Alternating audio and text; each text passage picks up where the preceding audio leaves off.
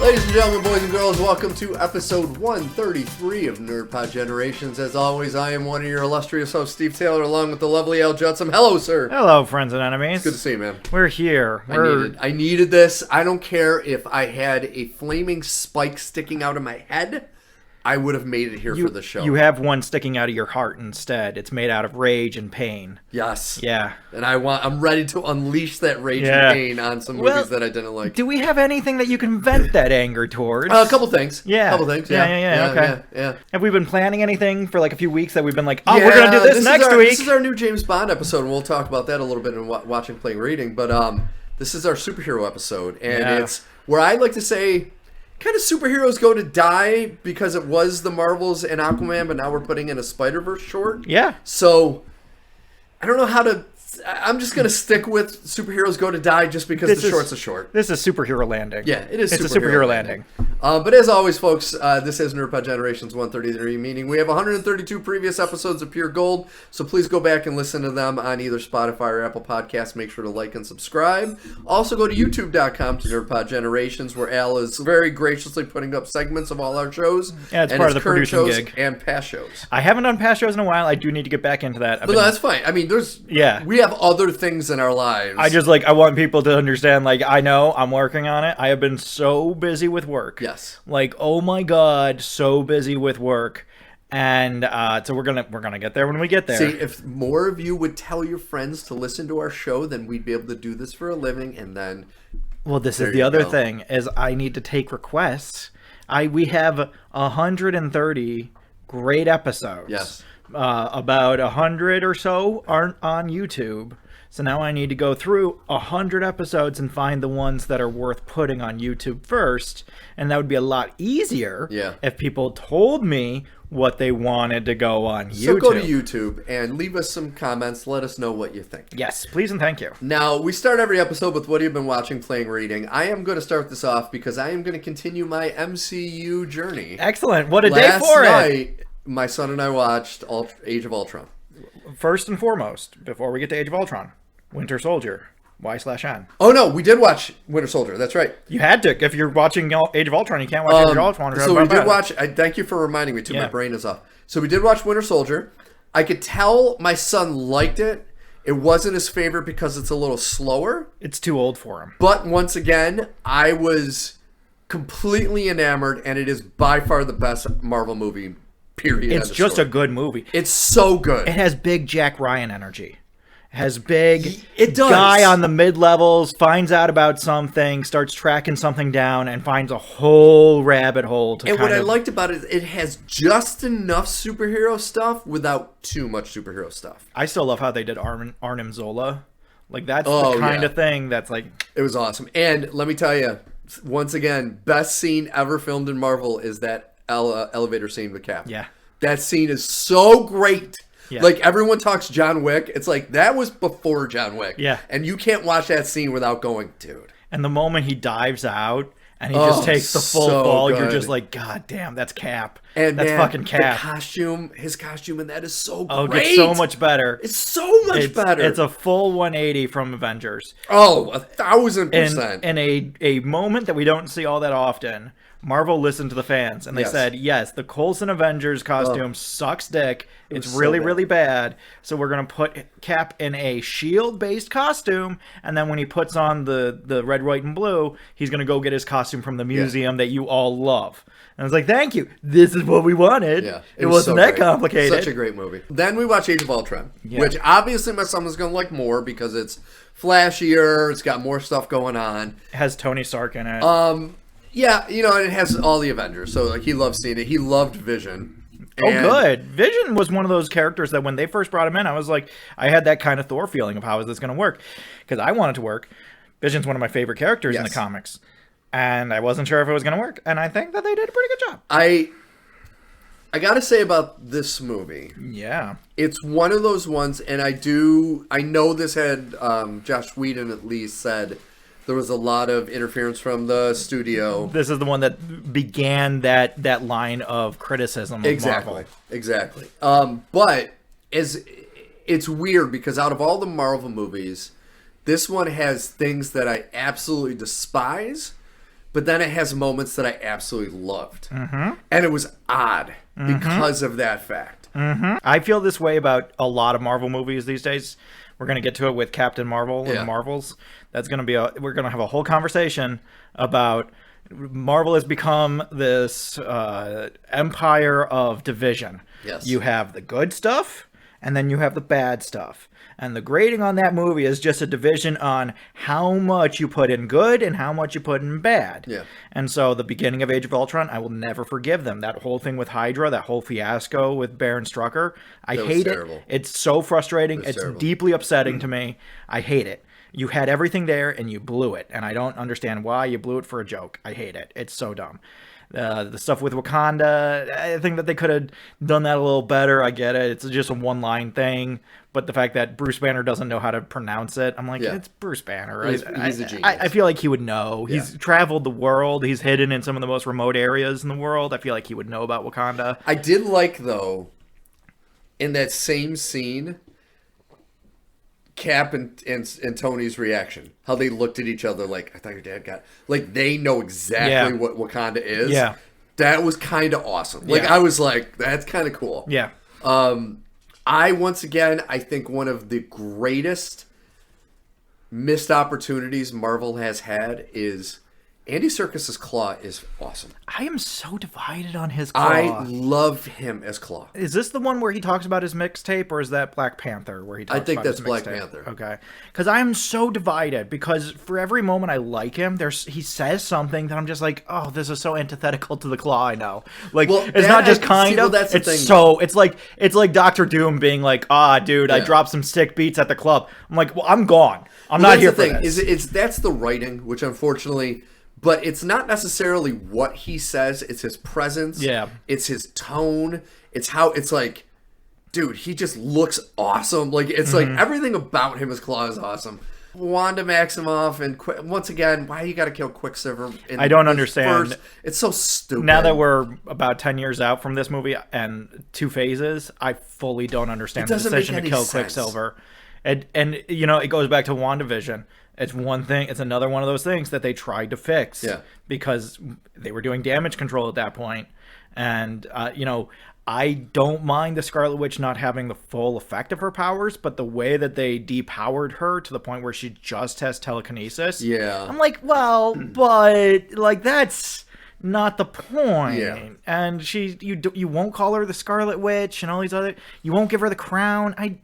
You got there, and that's what's really important, but this is where you started, and while I can appreciate that this isn't the worst starting point, I also feel like you could have tried a little harder. Yeah, and it was...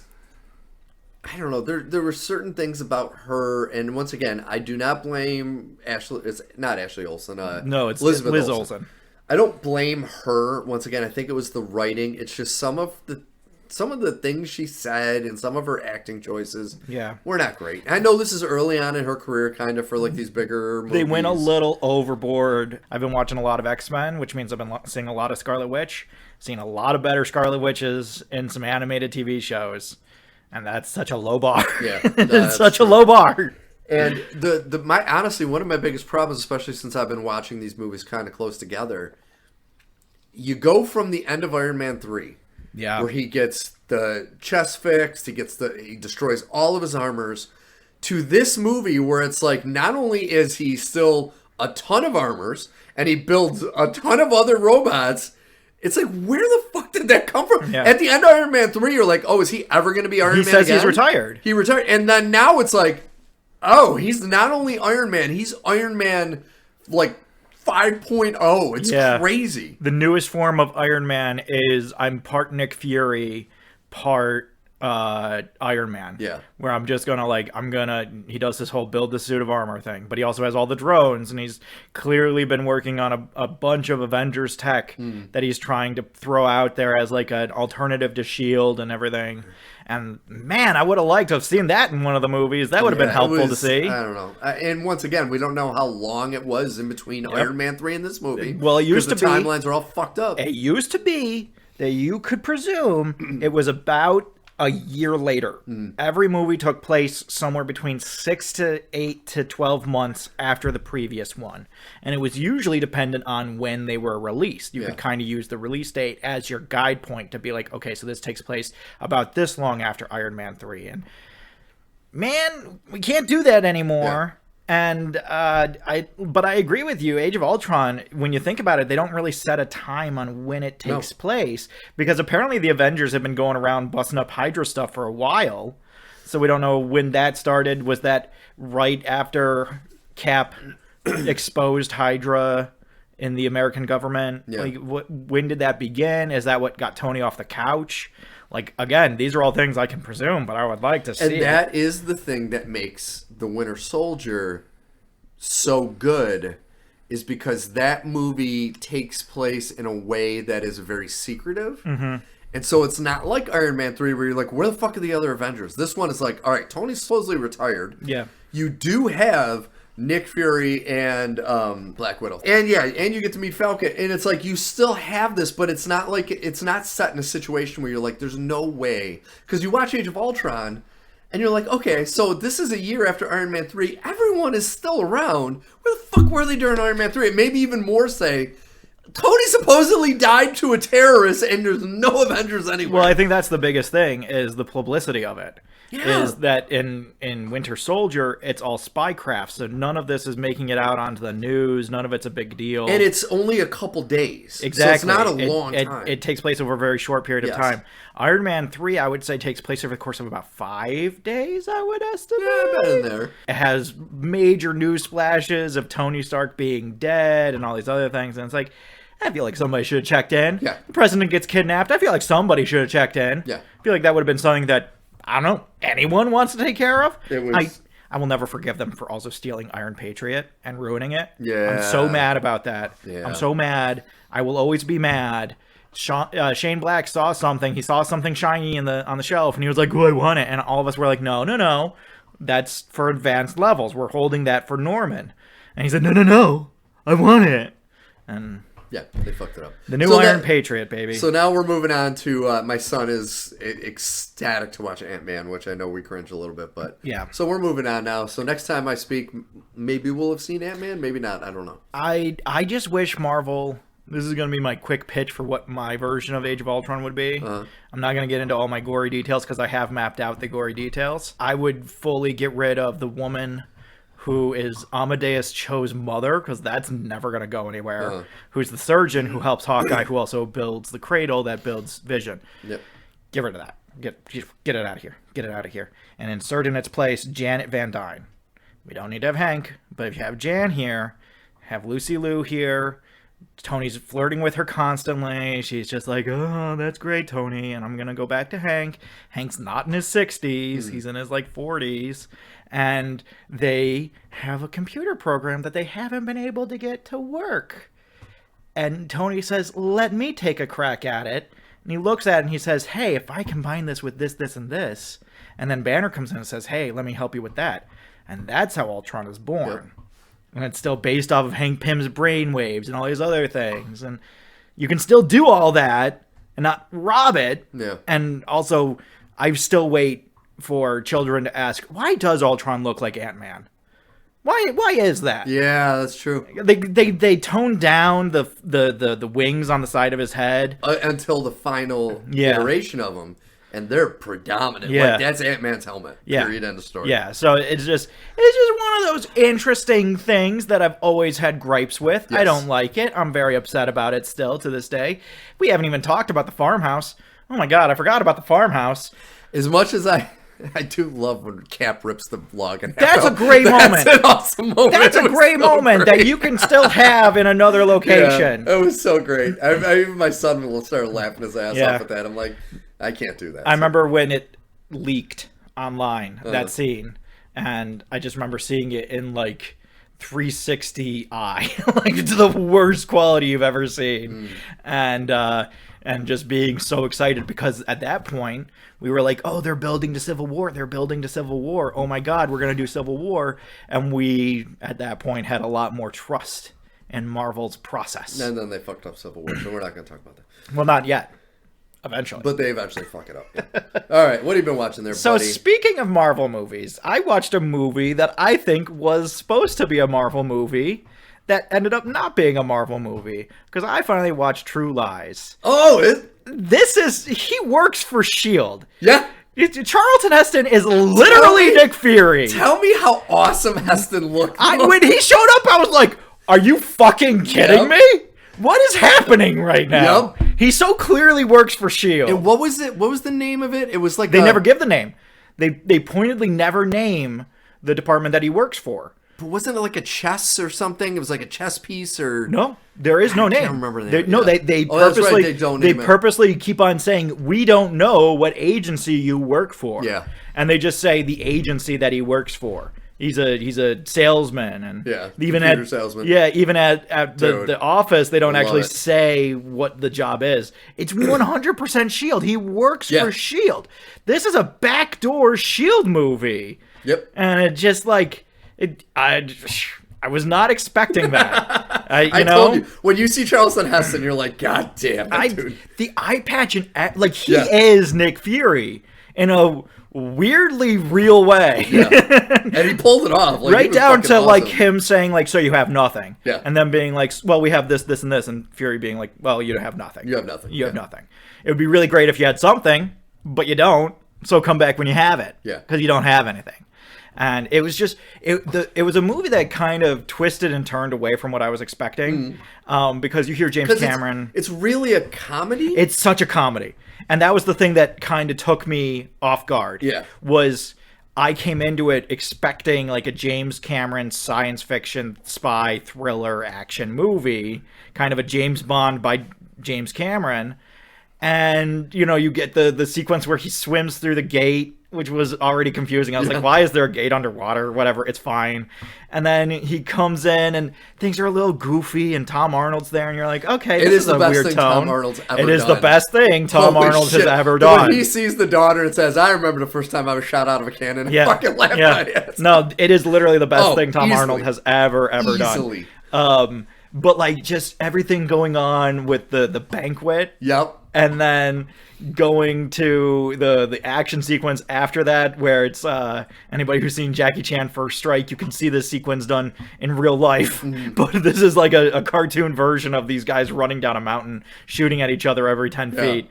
And and you can kind of tell, when he comes out of the kitchen and is yelling at the chef, and at the bottom it says in perfect German. Yeah. You're like, okay, now I know they're fucking around. Yeah, no, exactly. But it was just so strange. Yeah. There were just a lot of moments that I wasn't expecting, and then it turns into a S.H.I.E.L.D. movie, and you're like, what the fuck is happening? Yeah, with the Harrier jet at the end. I'm so fully confused. The scene where he pulls Jamie Lee Curtis from the car and she's dangling. Yeah. That's her. She really did that stunt. Wow. She was dangling from a helicopter over that busted up bridge. Wow, that's impressive. I remember watching the making of it. That was fucking her, man. I assumed that was one of the many CGI pieces, because this was before. This was 94. No, I know, but they still had enough technology to make blocky looking things. Yeah, but it wasn't a lot, but it was. Yeah, the Harrier jet stuff. I'm looking at you. No, that was on a. That was like a. There was a jet on a string. That was just them spinning it around. Oh, really? That's how they did it. That's how they did it. Interesting. Yeah, because that was still practical. Yeah. I think that was even before Jumanji and all that shit. It was the same year as Jurassic Park. Yeah. So we had that level. That was the level of CGI that we had. Better be at night and a little dark. Yeah. And it'll look great. But no, it was just so strange, because then you meet Jamie Lee Curtis, and I was like, okay, this is why you come to the movies, because Jamie Lee Curtis is hilarious. And then it turns into this marital drama. Yeah. And I'm like, this is not what I thought we were doing. With a slimy as hell Bill Paxton. Oh my God. All three of the men are so slimy. All three of them are so slimy. To this degree of I don't know who I'm supposed to cheer for here. Am I supposed to... Her. Curtis, I guess so. Yep. And just I did love the turn when he finally tortures her to the point where she says that she's not cheating on him. Yeah. And I mean, not literally torture, but psychological torture. Locks her up in a extradition room, psychological torture. And I was just like, okay, so this is where the movie's going now. Great. Okay. You get that famous scene with the striptease and everything. And I was like, okay, this is funny. And then the movie from the first half picks up again. I'm like, okay. Goes back to an action movie. All right. And you have moments that I'm like, oh, okay, I'm really looking forward to this, where he gets put on sodium pentothal. And, awesome. They're going to have this whole conversation between him and Jamie Lee Curtis, and they're going to hash everything out. I'm like, okay, great. But we don't see all of it. We see, enough of it, but not all of it. And then they come back, and he's still loopy, but he is just Schwarzeneggered out. Yes. Where it's just like, so he's on drugs right now? Right now. With everything that he's doing right now. Are you sure? Because it doesn't seem like he's on anything. I love that when she's like, have you killed people? Yes, but they've all been bad. Yes. I fucking laugh at her. The one that I loved was, so if I ask you anything right now, you'll tell me the truth? Mm-hmm. Uh-huh. Are we going to die? Yep. So good. And that's what I loved, is this was like, the two of them together were so good. Mm-hmm. They played, and once again, Tom Arnold was so fucking funny. Yeah, and I really love the ending where they become Boris and Doris. Yep. I thought that was so fun. Like, by the end of the movie, I was like, okay, this all coalesced really well. Yes. But there were a lot of moments there where I was like, this is not what I thought was going to happen. Again, it's one that, and I know this was the same with me, you have to watch it multiple times, because it's kind of like, what was the one he did, Last Action Hero? Mm-hmm. First time you see it, you're like, I don't know, I didn't like it, because you're expecting an Arnold action movie. But then once you see it a few times, you're like, I can kind of get where they're going with this. And it has the Arnold one-liners to the point where there are some of them that just don't make any sense. Yeah. Where he fires the terrorist off with the missile, and he's like, you're fired. You're fired. And it's like, you weren't his employer. That doesn't make any sense for you to say that. I love it. No, but like, when Eliza Dushku came up I was like, oh, Buffy Eliza. No. Baby. Yeah. Very young. Yeah. So very interesting, very fun. Just not at all what I was expecting. Just a fun movie. And I think a movie that I'm surprised they haven't remade. I don't know if it needs to be remade. I think that it could be remade. They kind of did with Fubar, his TV show on Netflix. Oh yeah. It's very similar. Very similar. Yeah. To where he's a spy, his ex-wife didn't, none of his family knows, and then he has to go on a mission, his final mission, and it's to save an agent, and the agent is his daughter, who he didn't know was also a spy. Oh, that's fun. I like that. And it's fun. And Tom Arnold plays an interrogator who tortures people, and he's funny about it. And yeah, it's got its things, but it's as close as you can get to it. No, there were a lot of moments that I did really like. Yeah. The moment when he comes out of the office after finding out that his wife is cheating on him, and Tom Arnold's like, welcome to the club, buddy! The funny thing about that, when he says, what kind of sick bitch takes the ice cube trays? One of his ex-wives did that. Really? So he took that from his own life. She took the ice cube trays. I love the last line of the movie. I've been in the van for 15 years, Harry.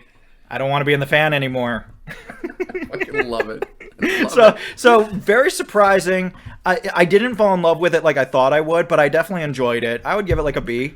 There's definitely Once again, I think if you watch it again, you might, because your expectations were one thing. That's the thing, is that I expected it to be campy. I didn't expect it to be this campy. Yeah. I didn't expect there to be more than one scene of Bill Paxton pissing himself campy. God, it was so... He was I know what you mean. Like, the other guys were just scumbags.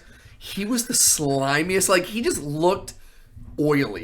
With his hair. It's the mustache. The mustache. He has the perv stash. Fuck. And the scene where Schwarzenegger dreams that he punches him in the face and then it goes back to him laughing. I'm like, fucking awesome. But that was playing off type too, because when I heard Bill Paxton was in it, this was coming off of like Aliens and all that. I'm like, he was just a scumbag used car salesman. That was a MacGuffin that was introduced that I was very surprised by. Yeah. Was his briefcase full of spy stuff. Oh my God. And it just never goes anywhere. No one talks about it. It never comes up again in the plot. But he has like all these passports and all this foreign money and a fake gun. And I'm like, we're not going to talk about this? There's just nothing to talk about here? I feel like there's something to talk about here. They are literally his sex toys because he uses them to get sex with women. Yeah. I got a little dick. It's pathetic. Yeah. No, I love it. But it was good. I enjoyed it a lot. Good. Jamie Lee Curtis is definitely the best part of that movie. Awesome. By far the best part of that movie. Especially... Except the only scene that I thought was dumb and I didn't like is her dropping the Uzi and it falling down the stairs and shooting guys. I would have liked that more if the Uzi spun. The fact that it just spins pinwheel style over end and it shoots all these people. And her going... They cut back to her going... a lot. And they did the fake death, and okay, we're gonna do a fake death. I mean, it wasn't perfect by far, but no. Well, and it was also back in 1994, so there was different levels of expectations. The genre had been bent to various different levels than it has now, whereas some of these things come off as very cheesy and overdone. So because I remember this was the big summer movie the year I graduated high school, and that final 2 months of high school, it's all we could talk about. It's like, oh my god, new James Cameron, Arnold Schwarzenegger, just going nuts. Yeah. Well, and that's what I was expecting. So I wasn't expecting to come in and have it be, I was expecting to be closer. He didn't do Predators, but I was expecting to be closer to Predators and Terminator, where there's some humor, but it's mostly action. I got you. And not mostly comedy with action thrown in to kind of spice everything up every once in a while. That's true. Not bad. Yeah. But I wasn't expecting it. Gotcha. We do have to, before we move on, I want to do a quick shout out to, it's pretty much set in stone now. Aaron Taylor Johnson is the new James Bond. Yeah, they've pretty much done everything besides sign the papers. I actually really like it. I don't mind it. He's a little too big in my opinion. I feel like James Bond is a going up, not a pedestal. It's like you be James Bond on your way up. Yeah. So but I mean, in reality, he's done a lot of genre movies that you and I know him really well. I bet you ask the normal moviegoer, they wouldn't know who the fuck he is. I think they wouldn't know him by name. I think they would know him if they saw his face. By appearance. Yeah. Gotcha. I think they would be like, oh, Craven. Yeah, I know fucking Craven. Because I would say he's probably at the same level that Daniel Craig was. He had done, a bunch of movies and was, I knew who he was. He was a pretty big name. I just feel like he was the lead in Godzilla. Not in sales. Yes. In sales, it was Bryan Cranston. Bryan Cranston. But in actuality, he was the lead in Godzilla. And I feel like he's popped up a little too often to be James Bond. You can't be the lead in multiple franchises. You know what, though? Good for him, because he is going to hopefully sign this contract and be the next James Bond before that god-awful fucking Kraven the Hunter comes out and potentially ruins his career. Well, he's already bashing it. He's already gone into the camp that Dakota Johnson set up and is just like, this movie sucks. I don't know why they make movies this way. I'm not sure what they wanted. They paid me well. I acted in it. I can only do as well as they write. I don't write the movies. And he is young enough that he could go a long way with Bond. He could. I think he's one of the younger actors since Connery, potentially, that has started their run as Bond. So, he could get a good 5-6 movies in, probably. Yeah, very potentially. Yeah. So let's go into our Spider-Man Into the Spider-Verse special short on YouTube. Yes. I need to ask, what the fuck are they doing with the sound mixing with Spider-Man Into the Spider-Verse? I don't know. The audio, the dialogue audio, we had was to crank so it. low. We had to crank it to watch it, and then the sound, the music would come on and blow you out. Yeah. After what happened with the last movie, what are they fucking doing? No, I don't know. That's all I could think about. I have no idea, because I agree with you. It doesn't make any sense. The audio mixing, as somebody who does it on a week-to-week basis, is time-consuming but not complicated. But especially with the first movie being perfect. Yeah. How? And I was actually laughing when I first was watching it, because I'm like, there's no fucking way. Yeah. This is doing it again. And it so was. The Spider Within is the name of the short. Yes. Which I like the concept and the execution on it. I think that I agree with you. There were some elements such as the sound mixing that weren't great. By and large, I think that it did succeed in telling a really good Spider-Man story. It did, but it was kind of pointless. Like, it did show the father-son dynamic, which was cool. But then when I was done watching it, I was like, I think it didn't necessarily... Like, I didn't need to see that. It didn't finish its story. It introduced a concept. The concept of what it actually means to be Spider-Man. Because I've read this comic so many times. Of Peter being chased by the nightmare of being Spider-Man. And the weight and severity that brings to his life, to the point where he just feels crippled and buried under this responsible weight. And when seeing it through Miles' eyes, I was just like, man, I feel for you, dude. Like, yeah, but it just, in 7 minutes, it was just rushed. Like, I think they could have, I don't know, made it a 15-minute short or I would have liked a 15-minute short. Like, when I saw it. When I saw it was 7, I was also kind of bummed. I was like, I was hoping this would be longer. Well, because, like, his kind of living nightmare things he had were so fast. And he goes from not wanting to sit with his dad to watch horror movies to this quick little shot of him having these living nightmares, and then all of a sudden he's back out and he's going to have a conversation with his dad. It's like, that just moved too fast. I thought it was okay. I didn't mind the pacing on it, but I also, first off, I have a terrible bias where I'm going to come into this with more love than dislike off the top. Like, I mean, I love it too. I love... But I'm just saying, like, it's going to be hard for me to sit here and be like, no, I didn't think it was that good, or I think that they could have done better, because I'm stupid biased at this point.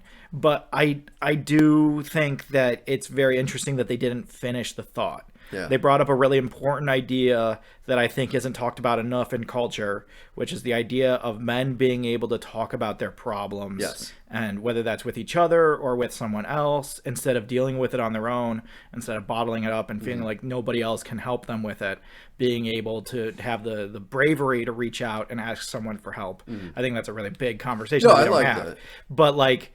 I like the way that they executed on the whole spider of it all. I thought that was really fun and creepy, where I was just sitting there like, wow, what's going on? What's happening? And then it's the spider. I'm like, of course it's the spider, because that's always what it is the weight and responsibility, whether that manifests as the suit, a giant spider, Uncle Ben, seen in a million different ways. But, you know, I was really taken with it. I wanted more out of it, but I really liked what they gave us. Well, and that's the thing. Like, I don't want you to think I didn't like it. I just, like, for me to grade it, I would grade it I for incomplete. Because it just, to me, didn't feel like a completed thought. And once again, it didn't need much more. Yeah. Double the time, make it 15 minutes. Maybe flesh out his inner turmoil a little more before it goes from not wanting to talk about it to automatically being okay to talk about it. It seemed like I wish there was a little more, like, nuance, even a little bit, just a little bit more. Once again, 7 more minutes wouldn't have been a lot. I would go even so far. It's a 7-minute short. I would say round it out to 10. Yeah, round it out to 10. It probably would have done, and just have them, a shot of them getting hot dogs or something at the corner.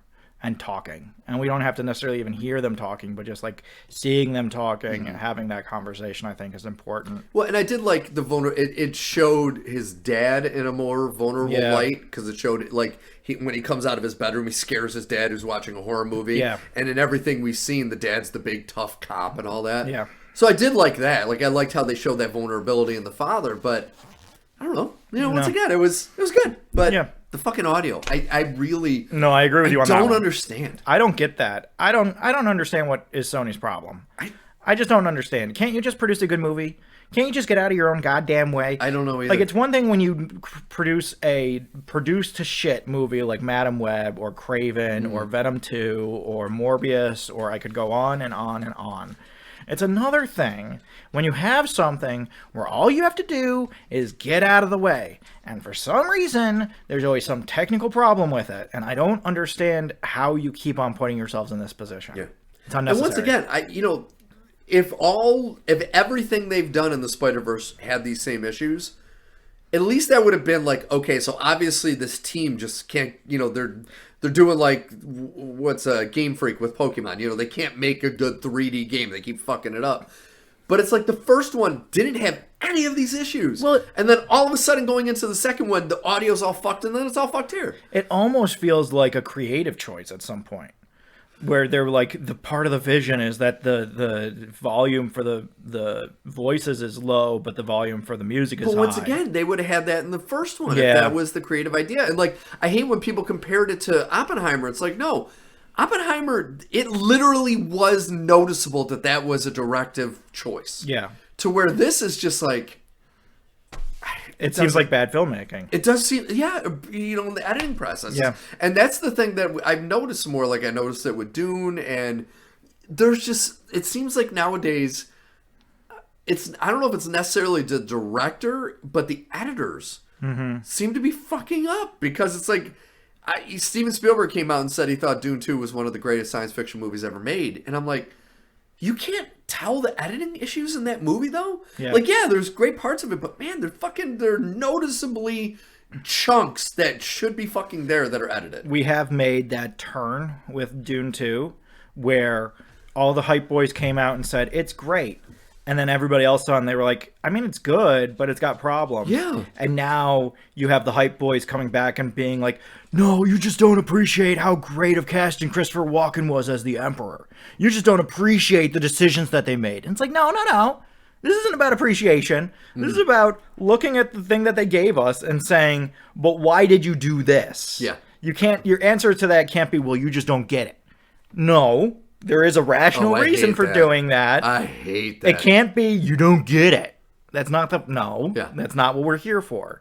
That's not going to float in this class. That's like saying, in my opinion. I don't give a shit about your opinion. You give me an argument that shows what your opinion is. Don't tell me what your opinion is. Show me what your opinion is. Exactly.